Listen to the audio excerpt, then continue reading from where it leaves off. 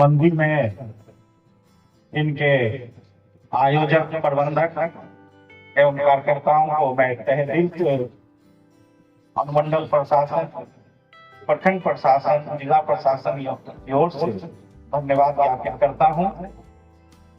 और इस संस्थान के हमारे अध्यक्ष रामकिशोर राय जी को मैं विशेष रूप से धन्यवाद देता हूं कि इनके बदौलत, इनकी अध्यक्षता में हमारा सरेश्वर धाम का मंदिर का तथा महाशिवरात्रि कई वर्षों से मनाया जा रहा है।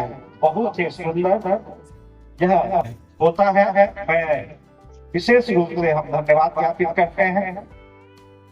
आज मंच पे उपस्थित हमारे भाजपा नेत्री, हमारे कांग्रेस के अध्यक्ष, प्रखंड अध्यक्ष हमारे लल्लू बाबू, दीपचंद बरवड़िया जी, सभी सम्मानित सदस्यों का मैं स्वागत करता हूं।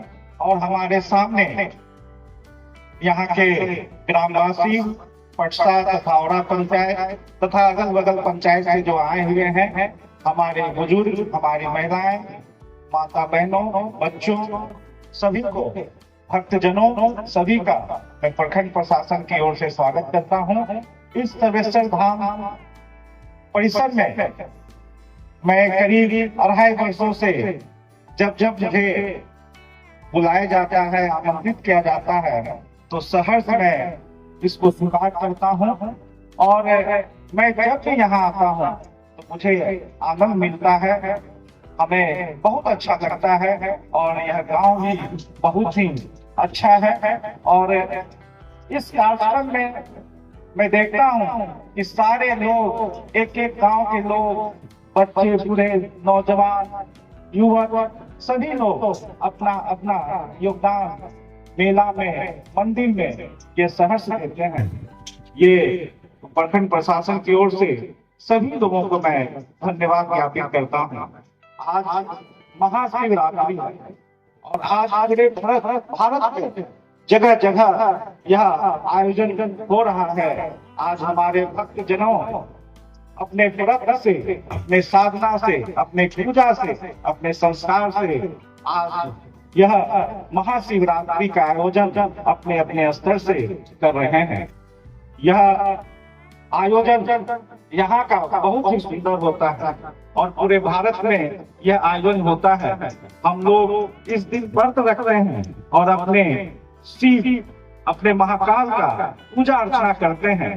यह धर्म हमें सिखाता है कि हमें आपस में रहना है, अपने विचारों का, अपना जो परंपरावादी विवाद है उसको हम कई वर्षों से निभाते आ रहे हैं और लगातार इसको निभाते रहेंगे।